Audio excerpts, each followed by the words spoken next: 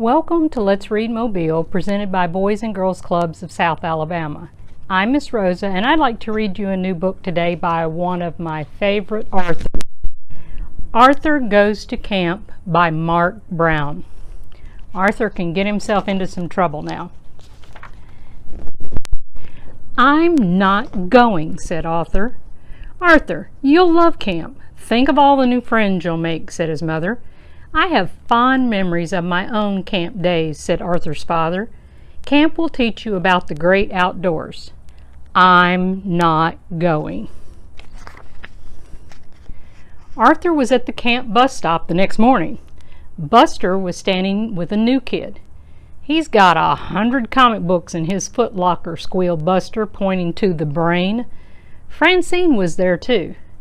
"You guys better watch out. Tent 3 is full of bats and snakes," she yelled out the window. "It's going to be just like school. The girls against the boys," thought Arthur. When the bus passed Camp Horsewater, even the girls stopped teasing. "Look at those guys," said Buster. "They're going to be in great shape for our scavenger hunt. No wonder they always win." "That's no camp, that's a zoo," said Arthur. Things were different at Camp Meadowcroak. Well, at least for the girls.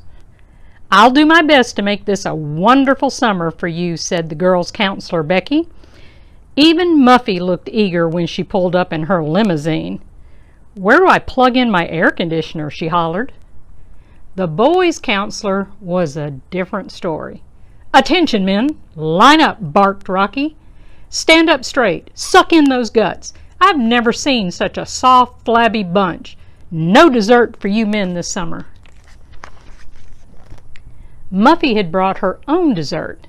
After a dinner that tasted like macaroni and fleas and worm burgers, she opened her trunk.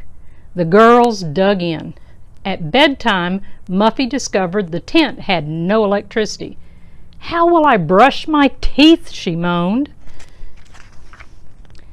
The boys were too tired from all their running and push-ups to think about brushing their teeth. They crawled under the covers. Arthur screamed. "Amphibians! How fascinating!" said the brain. "No, they're frogs," said Buster. "Just wait until we get hold of those girls," said Arthur. "Forget about the frogs," said the girls. "You guys better worry about the softball game instead." The girls were beating the boys at everything. "Disgusting," said Rocky. "I'll never live this down." In fact, all that week, the girls were great campers. They built campfires, pitched tents, tied knots, identified plants. All the boys could find was poison ivy. Rocky hid in his cabin. Arthur wrote postcards home. He missed his parents. Arthur had a lot to write about. The frogs in his bed were bad enough, but now really weird things were happening. The girls thought the boys threw a smoke bomb into their tent. The boys thought the girls took all their clothes. But one night everybody heard strange noises and footsteps in the woods. It had to be someone else. Everyone was too scared to tell ghost stories.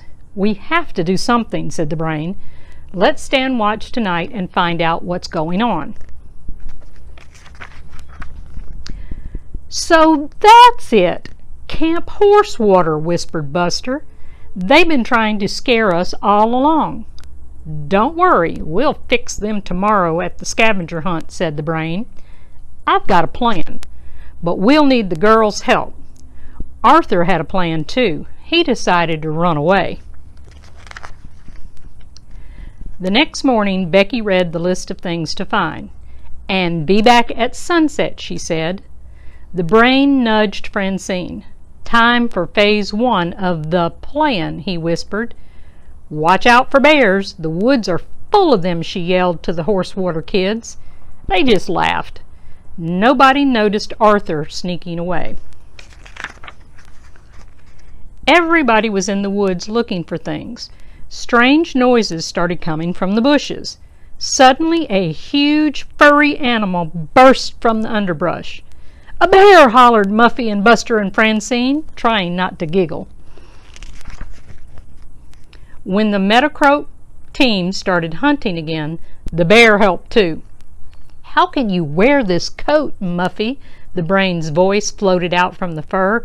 "It's so hot." "It's never too hot for Mink," Muffy grinned. "Our plan really worked, but we still haven't found a flashlight." "And has anyone seen Arthur?" said Buster. "It doesn't matter if the Horsewater team never comes down from the trees. We can't win if we don't have everything," moaned Francine. Meanwhile, it was getting dark and Arthur was lost. He heard strange noises. Were they footsteps? Arthur reached into his backpack for his flashlight. He snapped it on. "A flashlight! We won! 3 cheers for Arthur!" Thank you for joining us today.